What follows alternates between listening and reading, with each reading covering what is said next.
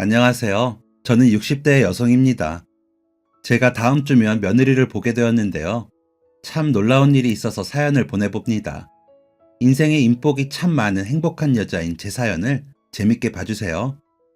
제가 어릴 때부터 제 곁에 있던 사람들 중에 나쁜 사람이 하나도 없었습니다. 초등학교 때부터 고등학교까지 쭉 함께 다닌 단짝 친구는 책도 많이 읽어 똑똑하고 마음씨도 아주 고운 친구였고요. 학창 시절에 만났던 선생님들도 하나같이 다 배울 점이 많은 좋으신 분들이셨습니다. 물론 인생 살면서 사람과 사람 사이에 생기는 작은 다툼들과 마찰은 있었죠. 그런 것까지 없는 사람이 어디 있겠습니까? 다들 살아온 환경이 다르고 생각하는 게 다르니 일어나는 자연스러운 일들이니까요. 그런데 진짜 크게 사람한테 배신을 당한다거나 대인다거나 한 적이 없었습니다. 이 정도면 인복 많은 게 맞지요. 그런데 그 중에서도 제게 가장 큰 행복을 가져다 준, 제 마음을 꽉 채워준 사람은 바로 제 남편이었습니다. 남편과 만나게 된 것은 대학 시절이었어요. 제가 2학년 올라갈 때 남편이 군에 다녀와서 복학을 했는데, 그때 그 시절에는 복학생 선배가 그렇게 멋있어 보이잖아요. 고작 2살 많은 것 뿐인데 굉장히 어른 같기도 하고, 군대를 다녀와서 그런가 동갑내기 남자애들보다 훨씬 의젓하고 터프해 보였었죠. 저도 마찬가지였습니다. 복학생인 남편에게 첫눈에 반해버렸습니다. 아니, 그런데 제가 반한 이 복학생 선배는 다른 선배들하고 다른 거예요. 다른 복학생 선배들은 후배 여자애들이 밥 사달라고 하면 막 좋아하면서 밥 먹이고, 심지어는 사달라고 안 해도 불러내서 사주기도 했거든요. 또 술자리에 어떻게든 끼려고 하기도 했고요. 그리고 후배들한테 맨날 군대에서 있었던 자랑거리 말하고 좋은 술집이나 나이트 가본 얘기를 하면서 있는 척을 엄청 했더랬죠. 그런데 남편은 전혀 그렇지 않았습니다. 제가 반한 개강총회 술자리 한 번 나오고 그 다음부터는 밥이던 술이던 그 어떤 자리에도 끼지를 않더라고요. 맨날 책을 한가득 들고 다니면서 교내 도서관만 왔다 갔다 했습니다. 참 궁금한데 밖에서 볼 수가 없으니 다른 선배들한테 물어본 적이 있었습니다. 현근이 오빠는 밥도 안 먹고 술도 안 먹고 책만 보고 산대요? 아, 현근이 걔 장학금 받는다고 공부 열심히 하는 거야. 군대 가기 전에 1학년 때도 계속 수석으로 장학금 받고 다녔는데 너네는 모르겠구나. 이 말을 들으니 전에는 왜 술자리에 안 나오나 아쉬웠는데 장학금 받으려고 공부 열심히 한다는 말 들으니까 너무너무 멋있는 거 있죠. 그래서 그 다음부터는 술자리에 나오기를 기다리지 않고 제가 쫓아다녔습니다. 남편이 수업 없을 때는 도서관에만 있었거든요. 그래서 그냥 무작정 가서 옆에 앉아있고 그랬는데 저한테 관심 하나도 안 주더라고요. 그래서 저도 딱히 할 거 없으니까 그냥 옆에서 공부했습니다. 그렇게 습관처럼 남편을 쫓아다니면서 공부를 했어요. 처음엔 관심도 안 주던 남편이 점점 저를 챙겨줬습니다. 자기 마실 캔커피 사면서 제 것도 하나 사서 주고요. 제가 깜빡 잠들면 집에 갈 때 깨워주기도 했습니다. 그러다가 제가 과제 준비하는 거 막히면 물어보기도 하고, 시험 준비하다 모르는 거 물어보기도 했고요. 그렇게 점차 가까워졌습니다. 저는 남편 옆에서 공부하면서 살살 기회를 엿보았죠. 그런데 은근슬쩍 밥도 먹자고 해보고 술도 먹자고 해봤는데 남편은 도통 틈을 보일 생각이 없는 겁니다. 그러더니 어느 날 딱 단호하게 말을 하더라고요. 정민아, 네가 나한테 관심 있는 거 아는데 나는 지금 연애할 여유가 없어. 뭐야, 고백도 안 했는데 차였네? 왜요? 왜 여유가 없는데요? 다른 선배들은 잘만 하던데. 알지. 나 장학금 받으려고 이렇게 공부하는 거. 우리 집 되게 가난해. 대학교도 겨우 부모님 설득해서 온 거야. 장학금 받으면서 학교 다니고 생활비 달라고 안 한다는 조건으로. 돈 없는 집안에서 여유 없이 자라고 사랑도 못 받아서 누굴 만나서 사랑하고 아껴줄 그릇이 못 돼. 그러니까 너도 이제 그만해. 그럼 여유가 생기면 되는 거죠? 뭐? 선배가 장학금 받으면서 졸업하고 일해서 돈 벌게 되면 그럼 여유가 생기지 않을까요? 저 그때까지 기다릴 수 있어요. 선배가 방금 한 말, 저는 그만하라는 말로 안 들리고 기다리라는 말로 들리네요. 그럼 선배가 여유 생길 때까지 기다릴 테니까 여유 생기면 꼭 저한테 그 자리 줘요. 알겠죠? 뭐? 아니 정민아, 그런 얘기가 아니라. 저는 그때 남편 말 안 듣고 그냥 휙 가버렸습니다. 그리고 진짜 남편이 여유가 생길 때까지 기다렸습니다. 계속해서 남편 따라서 도서관에 들락날락했고 남편이 학교 졸업하고 임용까지 받거든요. 그것도 다 기다려줬습니다. 머리가 좋아서인지 절박해서인지 모르겠지만 임용도 첫 도전한 시험에 바로 붙었습니다. 보니까 학교 다니면서도 조금씩 계속 준비했던 것 같더라고요. 임용 붙고 첫 학교 발령 나고서는 그냥 냅다 고백해버렸습니다. 저는 그때 출판사에서 일하고 있었거든요. 연애도 안 하고 남편 쫓아다니느라 친구들하고 잘 놀지도 않았으니까 월급을 꽤 많이 저축했었습니다. 그래서 남편한테 이렇게 고백했어요. 선배, 이제 여유 생겼죠? 마음의 여유요. 내가 들어갈 자리 있죠? 그럼 이제나 받아줘요. 연애는 안 해도 될 것 같은데 우리 그냥 결혼하는 거 어때요? 3살 어린 여자애가 당돌하게도 이렇게 고백을 해버리니 남편도 적잖이 당황을 했을 겁니다. 일단 천천히 생각하자는 남편의 말에 마지못해 고개를 끄덕였고 저희는 연애부터 시작했습니다. 그렇게 1년 만나다가 제 바램대로 결혼까지 하게 되었고 그리고 또 1년 있다가는 저희 아이까지 생겼습니다. 남편을 쏙 빼닮은 아들을 낳으면 좋겠다고 생각했는데 진짜 남편이랑 똑같이 생긴 아들이 태어났습니다. 그렇게 사랑스러울 수가 없더라고요. 그 전까지는 제가 세상에서 가장 사랑하는 사람이 남편이라고 생각했는데 제 자식이 태어나고 나니 바로 바뀌어 버렸습니다. 제 아들만큼 사랑할 수 있는 건 없었죠. 물론 남편이 2등이고요. 아들은 남편 닮아 그런지 똑똑하고 야무지고 마음씨도 천사같이 예뻤습니다. 사랑하는 남편과 사랑하는 아들, 저는 정말 복받은 인생이고 세상에서 가장 행복한 사람이라고 생각했죠. 남편이 사고사를 당하기 전까지는요. 때는 제 아들이 겨우 10살이 되던 해였습니다. 저도 저희 아들도 아직도 그날이 잊혀지지가 않아요. 그날 오랜만에 외식을 하기로 한 저녁이었습니다. 그게 3월 초였어요. 그 주에 아들의 3학년 학교 생활이 시작되었고 남편도 새로운 아이들과의 1년 생활이 시작되었었죠. 그래서 주말에 외식을 하려고 했던 거였습니다. 일요일 아침 일찍부터 저희 가족은 분주하게 움직였어요. 아들이 다니는 미술학원에서 아이들 작품 전시가 있던 날이라 오전에는 다 같이 학원에 다녀왔습니다. 저녁에 배불리 먹기 위해서 점심은 집에서 간단하게 해결을 했어요. 남편은 필요한 자료를 찾으러 서점에 들렀다가 오랜만에 세차도 좀 하고 온다고 했고요. 저와 아들은 비디오 영화 한 편을 봤습니다. 오후 5시쯤 남편이 집에 들어왔고 저희 셋은 외식을 하러 나란히 외출을 했습니다. 집 근처에서 돼지갈비를 먹기로 해서 차는 두고 걸어서 갔습니다. 아빠, 엄마, 저 이번에 반장 선거 나가려고요. 한번 해보고 싶어요. 와, 정말 우리 아들 엄마가 응원할게. 아빠도 응원할게, 아들. 더할 나위 없이 행복한 순간이었습니다. 그런데 바로 그때였습니다. 옆에 있던 아들에게 시선이 고정되어 있던 남편이 앞을 보지 못하고 저희보다 두어 발자국 앞장을 섰습니다. 외식 장소를 바로 건너편에 앞두고 신호등이 하나 있었는데 때마침 신호가 초록불로 바뀌었습니다. 그 동시에 남편이 차도 쪽으로 발을 내딛었습니다. 그런데 바로 그때 신호를 무시한 채 달려온 승용차 한 대가 남편을 쳤고 끼익 하는 소리를 내면서 차가 멈춰섰습니다. 분명 아들과 제 앞에 있던 남편이 순식간에 저희 시야에서 사라진 겁니다. 너무 순식간에 벌어진 일이라 그 자리에서 몸이 굳어버렸습니다. 고개만 겨우 돌아갔습니다. 남편을 친 승용차에 가려져서 남편의 모습이 보이지는 않았지만 아스팔트 위로 검붉은 피가 번지고 있었습니다. 곧 여기저기에서 비명소리가 들리기 시작했습니다. 놀란 아들은 제 손을 꼭 잡고 소리를 계속 질렀습니다. 구급차가 오기도 전에 남편은 세상을 떠나고야 말았습니다. 정말 힘든 순간이었습니다.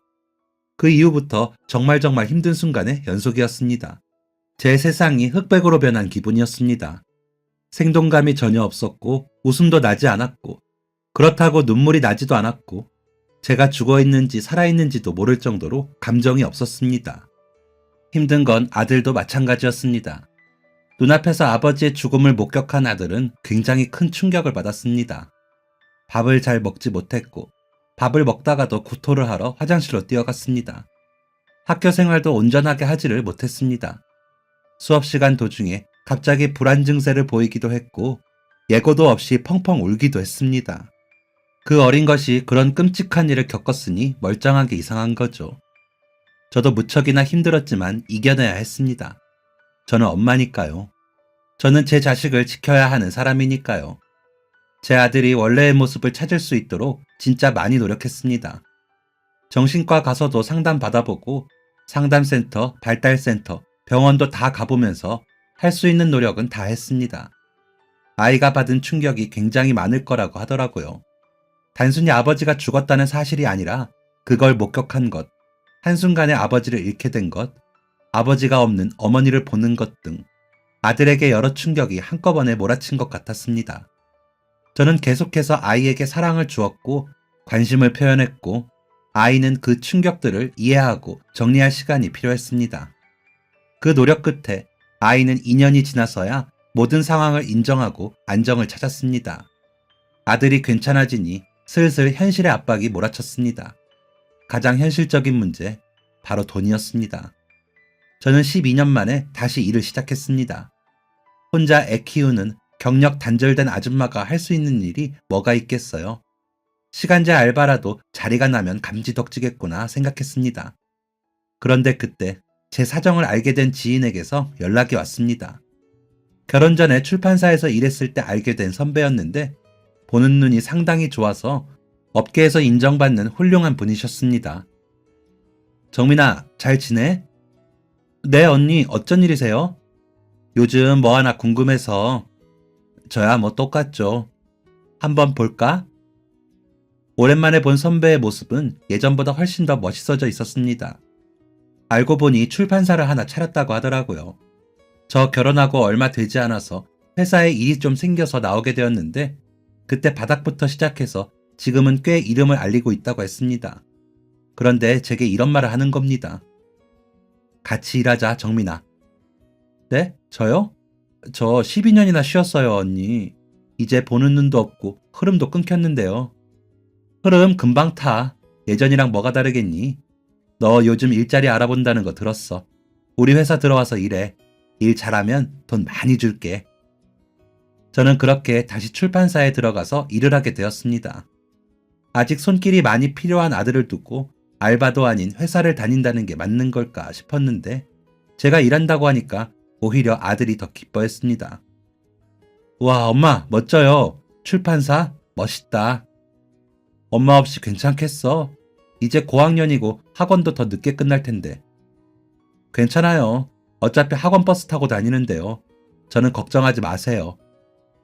새삼 우리 아들이 많이 컸구나 생각했습니다. 제 마음과 사정을 이해해준 아들 덕분에 저는 좀 더 맘 편히 회사를 다닐 수 있었습니다.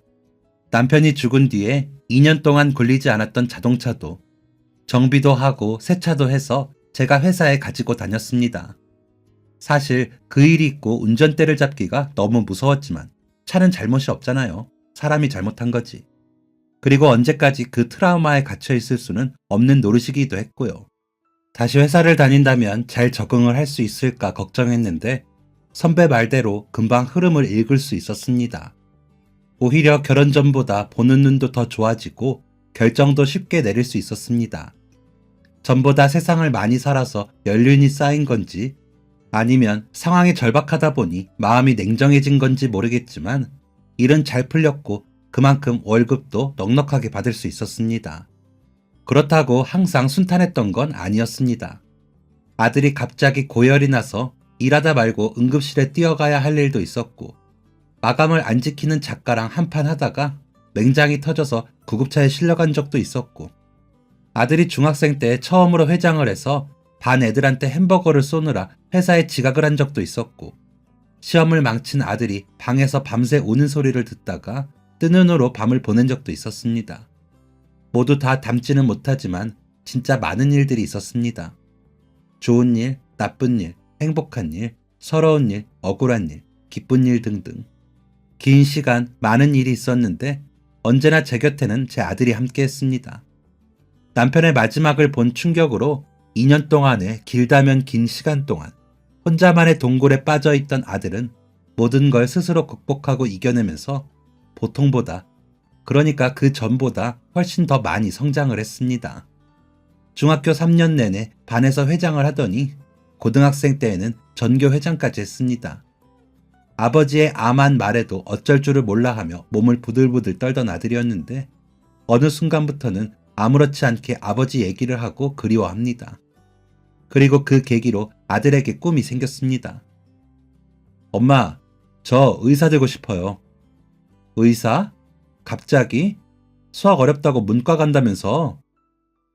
그쵸. 수학은 어렵긴 한데요. 뭐 어떡해요. 해야죠. 의사가 되면 아픈 사람들, 죽어가는 사람들 살릴 수 있지 않을까 해서요. 그래서 의사 되고 싶어요. 일단 성적은 맞춰뒀는데 더 노력해야죠. 이 얘기를 18살 때 제게 했습니다. 그 전까지는 전혀 모르고 있었는데 아들은 중학생 때부터 의사의 꿈을 키웠다고 하더라고요. 그 마음이 얼마나 애틋하고 기특한지, 그리고 그런 생각을 하기까지 얼마나 마음고생을 했을지를 상상하니 마음이 저렸습니다. 아들은 혼자 성장했습니다. 누가 그러더라고요. 저도 교육학과 나왔고 남편은 선생님이었으니까 아들 공부를 엄청 시켰을 거라고요.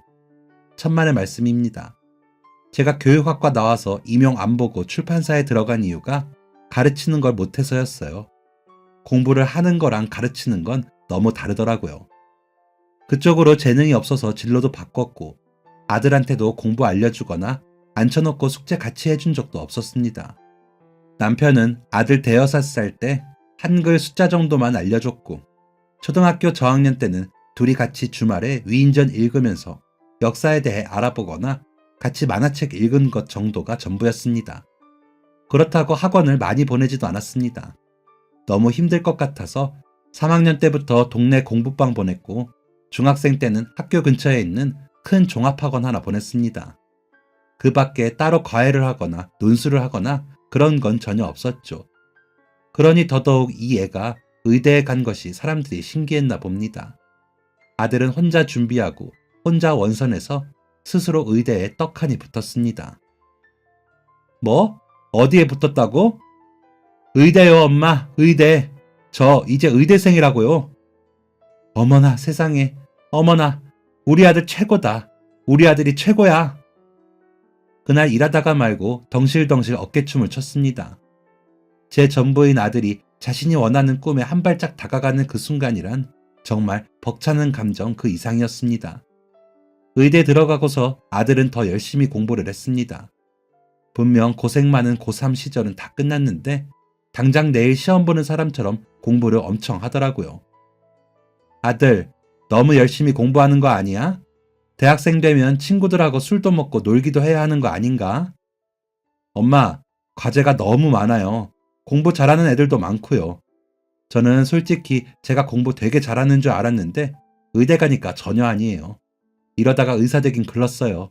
더 열심히 공부해야죠. 아들은 노는 것보다 공부하는 걸 더 좋아하는 제가 보기엔 참 특이한 아이였습니다. 이런 사람이 의사가 되는 거구나 생각도 했다니까요. 공부에 남다른 재능과 흥미를 보인 아들은 자신의 바람대로 의사가 되었습니다. 그리고 서울에 있는 병원에서 일을 하게 되었죠. 엄마, 괜찮으시겠어요? 혼자서. 괜찮지 그럼. 엄마가 무슨 애도 아니고 일하느라 바빠서 외로울 틈도 없을걸. 병원 들어가면 거의 병원에서 산다고 하더라고요. 집 들어갈 시간도 없이요. 그래서 자주 뵈러 못 내려올 텐데 정말 괜찮으시겠어요?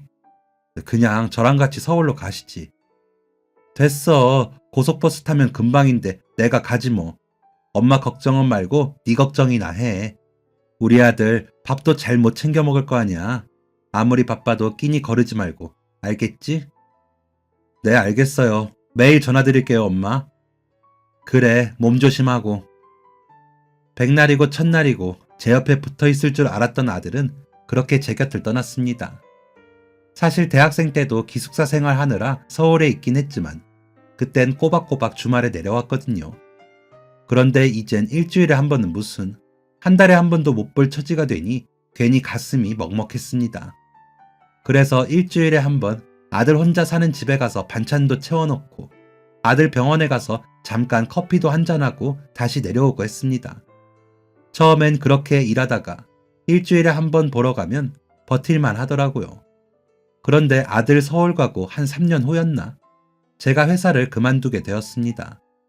나이도 있고 회사 사정도 안 좋아지면서 자연스럽게 그렇게 된 거였죠. 일을 안 하니까 너무 심심하더라고요.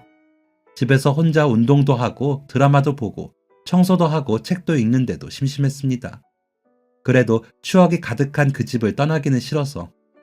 그럼 정말 남편의 흔적이 없으니까요. 또 서울 가면 복잡하고 사람도 너무 많잖아요. 거기 아는 사람이 있는 것도 아니고요.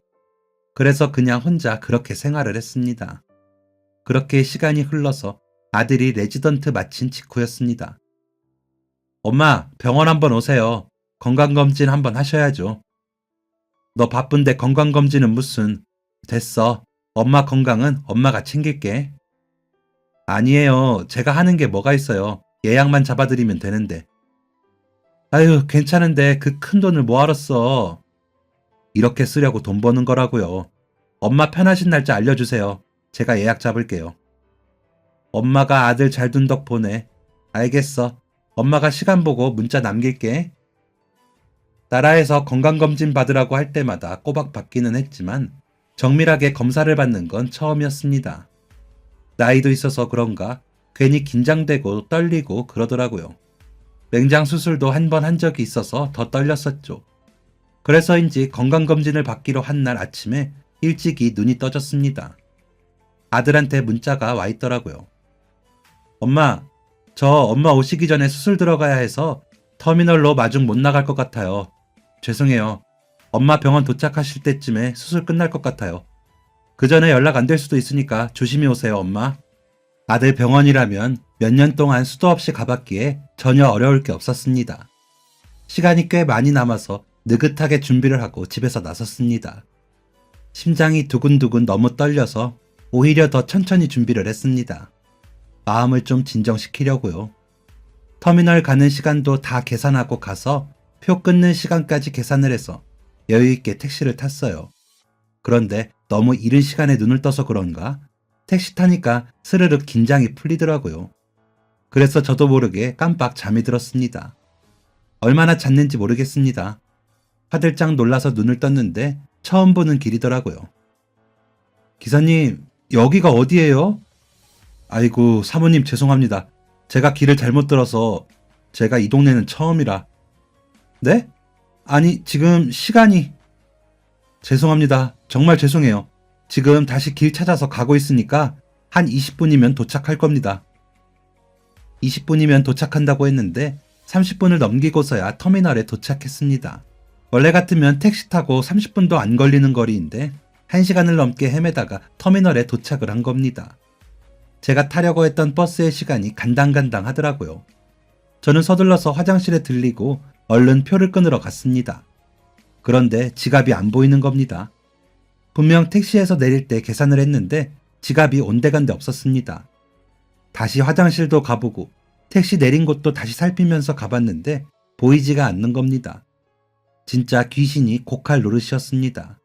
불현듯 아들이 전화로 신신당부했던 것이 머릿속을 스쳤습니다. 엄마, 어렵게 잡은 건강검진이라 예약 시간 늦으면 안 돼요.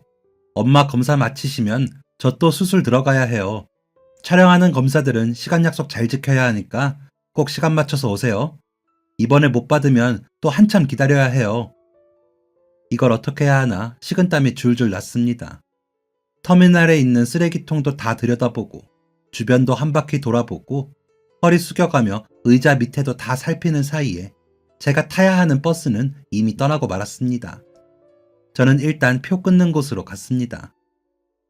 안녕하세요. 제가 서울에 급하게 가야 하는데 지갑을 잃어버려서. 아이고, 이걸 어떻게 진짜. 식은땀을 줄줄 흘리며 어쩔 줄을 몰라 하니까 안에 앉아있던 직원이 급하게 밖으로 나왔습니다. 젊은 여자 직원은 걱정스러운 표정으로 얼른 제 앞에 섰습니다. 무슨 일 있으세요? 내가 분명히 여기까지 왔는데 택시 타고 왔는데 지갑이 사라졌어요. 아이고, 이걸 어째 진짜. 내가 서울에 가야 해요. 서울에 아들이 있는데 지금 병원 검사를 해야 해서 건강검진을 받기로 했거든요. 아들이 절대 늦지 말라고 신신당부를 했는데 내가 못 살아 진짜. 생전 지갑은 잃어버린 적도 없는데 나이가 들었나? 어쩜 이래 하필 오늘. 타야 하는 버스는 이미 떠나서 시간도 늦었어요. 어떡하지? 어떡하죠 아가씨? 진짜 딱 이렇게 횡설수설하면서 두서없이 떠들었습니다. 저조차도 제가 지금 뭐라고 하는지 모르겠는데 그 여자 직원분이 갑자기 잠깐만 기다리라며 어디로 뛰어가더라고요. 저는 그 자리에 서서 아들한테 전화를 걸었습니다. 하지만 수술이 있다던 아들은 제 전화를 받을 수 없었습니다. 기다린 지 1분도 안 지나서 이 여자분이 다시 제 앞으로 뛰어왔습니다. 한 손에는 종이와 펜, 다른 한 손에는 지갑을 들고 말이죠. 지갑 무슨 색인지는 알고 계시죠? 저희가 한번 찾아볼 테니까 지갑 생김새랑 성함, 전화번호 남겨주세요. 그 빨간색의 크기는 한 이만하고 안에 신분증도 있어서요. 유정민, 전화번호도 알려줄게요. 직원분이 제가 말한 것을 빠르게 종이에 적었습니다. 그렇게 연락처와 이름을 남겨두었는데 이번에는 직원분이 지갑을 열더니 돈을 꺼내는 겁니다. 지갑에 들어있던 현금 전부를 꺼내들었습니다. 5만원짜리 3장과 만원짜리 9장이었습니다. 이 돈이면 서울 가실 수 있을 거예요. 건강검진 받으셔야 한다면서요. 얼른 가보세요. 어머나, 아니 이걸 그냥, 내가 지갑만 찾으면 서울 가는 버스가 한참 뒤에나 있어요. 급하시니까 일단 이거라도 가지고 택시 타세요. 콜택시 필요하시면 불러드릴까요? 어머, 고마워요. 정말 고마워요, 아가씨.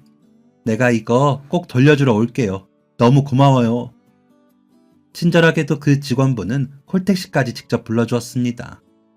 덕분에 저는 안전하게 택시를 탈 수 있었고 서울에 있는 아들 병원에 늦지 않게 도착을 할 수 있었습니다. 그리고 무사히 건강검진을 받을 수 있었습니다. 그날 태어나 처음으로 대장내시경 했는데 용종이 5개나 있었다고 하더라고요. 어쩐지 제가 변을 시원하게 보지를 못했었거든요. 그날 내시경 하면서 용종 제거까지 탈없이 잘할 수 있었습니다. 택시비 빌려준 직원분 아니었으면 용종을 가지고 몇 달이나 더 불편하게 살아야 했을 것을 생각하니까 더 고마워지더라고요. 아들한테도 지갑을 잃어버린 것과 터미널 직원분한테 돈을 빌린 사실을 말했습니다. 네? 지갑을요? 엄마가? 뭐 잃어버리고 다니시는 분 아니잖아요. 일단 저 내일 쉬니까 같이 내려가요. 그분께 돈도 갚고 감사 인사도 하고 지갑도 다시 찾아봐야죠. 그래, 그러자. 카드는 분실 신고 하셨어요? 제가 해드릴게요. 엄마 주로 쓰시는 카드가 뭐였죠? 일단 내일 다시 찾아보고 하지 뭐. 어차피 카드 긁으면 다 문자로 오게 해뒀어. 저는 검사를 마친 그날은 아들 집에서 자기로 했습니다.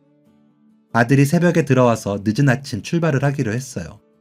그런데 아침 일찍 모르는 번호로 전화가 왔습니다. 안녕하세요. 유정민님 맞으세요? 예, 맞는데요. 누구세요? 저 어제 터미널에서 배웠던 직원이에요. 네, 안녕하세요. 안 그래도 오늘 찾아가려고 했는데. 정말요? 그럼 이따 오세요. 지갑 찾았어요. 청소하시는 분이 찾아주셨더라고요. 말씀하신 신분증도 그대로 있고 카드도 전부 다 꽂혀 있는데 와서 다시 한번 확인해 보세요. 어머, 정말 다행이네요. 너무 고마워요. 이따 점심쯤에 갈게요. 너무 다행이었습니다. 저는 아들이 일어나자마자 밥도 거르고 차에 올라탔고 제 지갑에 있는 터미널로 향했습니다. 제가 도착하기 전에 제 지갑을 가지고 있는 직원한테 제 도착 시간을 문자로 남겨놨었거든요. 그러니 친절하게도 제가 도착하는 시간에 맞춰 지갑을 들고 터미널 입구에 나와 있더라고요. 안에 있지 뭐하러 나와 있어요? 얼른 돌려드리고 싶어서요. 어차피 지금 점심시간이라 일도 없어요. 너무 고마워요. 그럼 밥도 못 먹고 기다린 거예요? 제 물음에 그 여자 직원은 대답 대신 미소를 보였습니다. 보아하니 저를 기다리느라 끼니도 거른 듯 했습니다. 열심히 일하는 사람이 밥도 못 먹고 그럼 어떡해요? 우리 이것도 인연인데 내가 밥 살게요. 얼른 따라와요.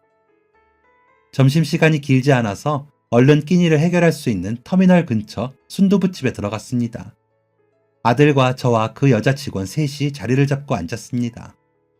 여자 직원분이 찾아준 지갑에는 카드랑 현금 모두 그대로 전부 다 있었습니다. 그대로네. 다행이다, 다행이야. 너무 고마워요. 덕분에 찾았어요. 어제도 덕분에 검사 잘 받았고요. 아니에요. 당연히 해야 할 일을 했을 뿐인데요, 뭐. 검사 잘 받으셨다니 정말 다행이에요. 요즘 보기 드문 참 착하고 예의 바른 아가씨라고 생각했습니다. 그런데 제 옆에 앉아있는 아들 녀석이 말 한마디를 안 하더라고요. 그렇게 말이 없는 애가 아니라 왜 이러나 생각했다가 전날 수술 때문에 피곤한가 하고 대수롭지 않게 생각했습니다. 그러다 식사 다 마치고 그 여자 직원분하고 헤어지려니까 그제서야 딱 한마디를 하더라고요. 아, 어머니께서 빌려간 돈 돌려드려야 하는데 제가 지금 현금이 없어서요. 연락처 주시면 제가 문자 드릴게요. 문자로 계좌 알려주세요. 오늘 바로 돈 보내드릴게요. 여자 직원은 알겠다며 곧장 핸드폰 번호를 알려주었습니다. 아들이 그날 집에 돌아가서 제가 빌린 돈을 다 그 여자한테 돌려주었습니다. 그 사건은 그렇게 단순한 해프닝으로 끝이 나는 줄만 알았습니다. 다시 터미널 직원분을 만날 일도 없을 줄 알았죠. 그런데 한 1년 뒤에 저는 다시 그 여자분과의 인연이 생기게 됩니다. 제가 지갑을 잃어버리고 서울을 안 갔던 게 아닙니다. 계속 꾸준히 아들을 보러 갔습니다. 그때 그 여자분을 본 적도 있었지만 못 본 적이 훨씬 많았습니다. 1년 동안 두어 번 봤나? 봤을 때도 제가 버스 시간 때문에 대충 인사만 하고 헤어진 정도였습니다. 그런데 제가 지갑 잃어버린 후 1년이 지난 어느 날이었습니다. 엄마, 저 여자친구 소개해드리려고요. 같이 갈게요. 시내에 식당 알아봤어요. 거기서 봬요. 단 한 번도 여자친구 있다는 말도 안 꺼낸 아들이 자기 여자친구를 소개해준다고 하더라고요. 깜짝 놀랐습니다. 대체 어떤 사람이길래 만난다는 것도 말을 안 했나 궁금하기도 하면서 대체 어떤 사람이길래 아들이 제게 소개를 해준다는 건가 했습니다. 괜히 긴장되는 마음으로 약속 장소에 나갔습니다. 익숙한 아들의 뒷모습이 보이고 그 옆에는 하늘색 원피스를 입은 긴 머리의 여자 뒷모습이 보였습니다. 아들이 먼저 저를 발견하고 자리에서 일어났고 옆에 있던 아들의 여자친구도 따라서 일어나 뒤를 도는데 정말 깜짝 놀랐습니다. 터미널에서 제 지갑을 찾아주었던 그 여자 직원인 겁니다. 어머! 이게 뭐야? 두 사람 뭐야? 엄마 놀라셨죠? 아들이 해벌쭉 웃더라고요. 사건의 전말은 이랬습니다. 터미널에 제 지갑을 찾으러 갔던 그날 아들이 여자 직원분께 첫눈에 홀랑 반했다더라고요. 이상하게 그날 말이 전혀 없던 아들은 일 때문에 피곤했던 것이 아니라 예쁜 여자를 앞에 두고 너무 떨려서 말이 안 나왔던 거였습니다. 그러다가 마지막에 용기 내서 돈을 갚는다는 핑계로 전화번호를 물어봤다더라고요. 저는 아들이 그런 생각을 하고 있는 줄은 꿈에도 몰랐습니다. 그 이후 두 사람은 서로가 있는 지역을 오가면서 1년 동안이나 만남을 이어갔다고 했습니다. 생각해보니 근 1년간 아들이 집에 자주 온 것 같긴 했는데 아들이 언지를 주지 않아서 저는 전혀 모르고 있었거든요. 그런데 마음이 전혀 속상하지 않고 너무 기뻤습니다. 오래 본 건 아니었지만 그 여자 직원분이 참 괜찮은 사람이라는 건 아주 잠깐 봐도 알 수 있는 사실이었거든요. 아들이 이렇게 착하고 예의 바른 여자와 만나고 있다니 오히려 마음이 좋았습니다. 엄마, 저희 결혼하고 싶어요. 어머, 너무 좋지. 엄마는 무조건 찬성이야, 아들. 그럼 그쪽 어른은 만나봤어? 엄마도 한번 배워야 하지 않겠니? 나를 상의해서 잡아야지. 엄마는 언제든 괜찮으니까 편하신 날 알려달라고 해. 제 말에 제 예비 며느리가 입을 꼭 닫았습니다. 대신 아들이 조심스럽게 입을 열었어요. 저 엄마, 장모님, 장인어른이 돌아가셨어요. 3년 전에요. 두 분 다 교통사고로 돌아가셨대요. 어머, 내가 말실수를 했네. 미안해요. 그랬구나. 어머, 마음고생이 많았겠네. 그럼 엄마는 뭐든 좋으니까 너희끼리 날짜 정하고 식장 정하고 해. 혹시 엄마 도움 필요하면 언제든지 말하고. 고마워요, 엄마. 젊은 아가씨가 부모님도 없이 마음고생이 심했겠구나 생각했습니다. 그때 듣게 된 이야기인데 제가 지갑을 잃어버린 날 며느리가 저를 보고 자기 엄마가 생각이 났대요. 외모도 스타일도 전혀 닮은 구석이 없었는데 그냥 느낌이 그랬답니다. 그래서 생판 모르는 저를 위해 지갑을 열어 전 재산을 제게 주었던 거고요. 이렇게 인연이 되려고 그랬나 보다 생각했습니다. 하지만 저희도 모르는 사이에 저희의 인연은 꽤나 오래전부터 시작되고 있었습니다. 아들과 며느리는 결혼식 한 달 전부터 같이 살게 되었습니다. 아들의 병원이 있는 서울에 올라가서 저까지 함께 셋이서 살기로 했습니다. 한사코 거절을 했지만 괜찮은 타운하우스를 봐두었다며 1층, 2층에 살면 좋지 않겠냐며 아들과 며느리가 제안을 했고 결국 그렇게 하기로 했습니다. 며느리는 부모님과 함께 살던 집에 그대로 살고 있었는데 버려야 할 짐이 많다고 했습니다. 그래서 아들과 제가 도와주러 갔었죠. 어머니, 짐이 좀 많죠. 전부 다 버려야 해요. 거의 다 부모님 거라. 아이고, 이 짐들을 다 혼자 정리하려고 했어? 진작에 말하지 그랬어. 셋이 하면 금방 할 것을. 며느리는 부모님의 짐을 정리하지 못하고 있었습니다. 괜히 울컥하더라고요. 저도 남편의 짐 중에 정리하지 못한 게 많았기 때문이었죠. 한참 버릴 것들을 정리하다가 어느새 점심시간이 되었습니다. 배달 음식으로 대충 끼니를 해결하고 커피 한 잔을 하면서 쉬는데 아들과 며느리가 앨범을 가지고 오더라고요. 엄마, 아무리 돌아가셨다지만 사돈댁에 인사나 하셔야지. 어머, 그거 앨범이니? 궁금했는데 내가 봐도 되는 거지? 며느리가 제 옆에 꼭 붙어서 앨범을 한 장 한 장 넘기면서 얘기를 해주었습니다. 앨범 안에는 며느리가 아기였을 때 사진도 있었고 유치원 시절도 있었습니다. 그리고 너무 궁금하던 사돈댁의 모습도 남아있었습니다. 며느리의 손을 잡고 있는 모습도 있고 초등학교 입학식 사진에서도 보였습니다. 그런데 사돈어른의 모습이 어딘가 낯이 익더라고요. 옛날 사람이 다 거기서 거기처럼 생겼으니 그렇겠지 하는데도 이상하리만큼 눈에 익었습니다. 이상하다. 왜 이렇게 낯이 익지? 어디서 봤더라? 어머니, 저희 아버지를 아세요? 아니, 아는 건 아닌데. 이 사진. 그러다가 사돈댁의 결혼식 사진이 나왔습니다. 그런데 말이죠. 진짜 그 순간 무서울 만큼 온몸에 소름이 오서서 돋았는데요. 그게 뭐였냐면 그 결혼식 사진에 제 남편이 있는 겁니다. 신랑 친구 쪽에 당당하게 어깨를 쫙 펴고 서 있는 남편의 모습이 눈에 바로 들어왔습니다. 어머, 이게 뭐야? 제가 깜짝 놀라 소리를 지르자 아들이 쪼르르 와서 사진을 살펴보았고 아들도 금방 남편을 찾아내었습니다. 그제서야 생각이 났습니다. 사돈어른의 이름을 들었을 때도 어딘가 익숙하다 생각을 했거든요. 제가 아들을 임신하고 막달에 남편이 친구 결혼식에 간다고 한 적이 있었습니다. 친한 친구예요? 응, 고등학교 동창. 우리 결혼식에도 왔었는데 기억이 안 나? 그날 누가 왔었는지 어떻게 기억해요?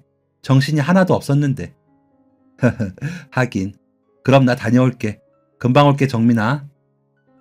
그리고 그날 밤에 제가 양수가 터져서 병원 가서 다음날 아침에 아들을 낳았습니다. 그래서 제가 똑똑히 기억하고 있는 거거든요. 그런데 그게 바로 사돈댁이었다니 너무너무 신기했습니다. 이건 바로 제 남편과 사돈어른이 만들어준 운명이 아닐까 생각도 했습니다. 아니, 생각만 아니라 그렇게 믿고 있습니다.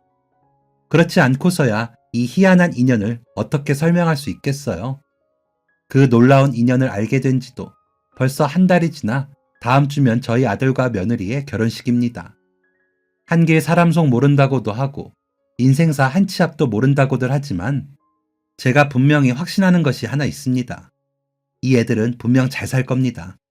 이건 제가 장담할 수 있습니다. 둘 다 착하고 똑똑한 아이들이라 분명 잘 살 겁니다. 특히 제 며느리, 알고는 있었지만 어찌나 야무진지 모릅니다. 고향에 있던 터미널 그만두고 요즘 며느리는 공부를 하고 있어요. 아들이 밖에서 바삐 일하니까 며느리가 저 외로울 것 같다고 집에서 할 수 있는 일 해보겠다며 학원을 다니더라고요. 제가 컴퓨터 같은 건 아예 몰라서 잘 모르겠는데 컴퓨터로 일하는 거 공부하고 있습니다. 어찌나 똑부러지고 제 생각을 끔찍하게 하는지 요즘엔 아들보다 며느리가 더 제 자식처럼 느껴집니다. 앞으로 사돈 댁 대신해서 제가 많이 아껴주고 챙겨주고 사랑해주려고 합니다. 저 좋은 시어머니가 될 수 있겠죠? 우리 애들, 그리고 저 앞으로도 이렇게 행복하게 살고 좋은 일만 가득하길 응원해주세요. 지금까지 사연 들어주셔서 감사합니다. 사연이 재밌으셨다면 구독과 좋아요를 눌러주세요. 감사합니다. 안녕히 계세요.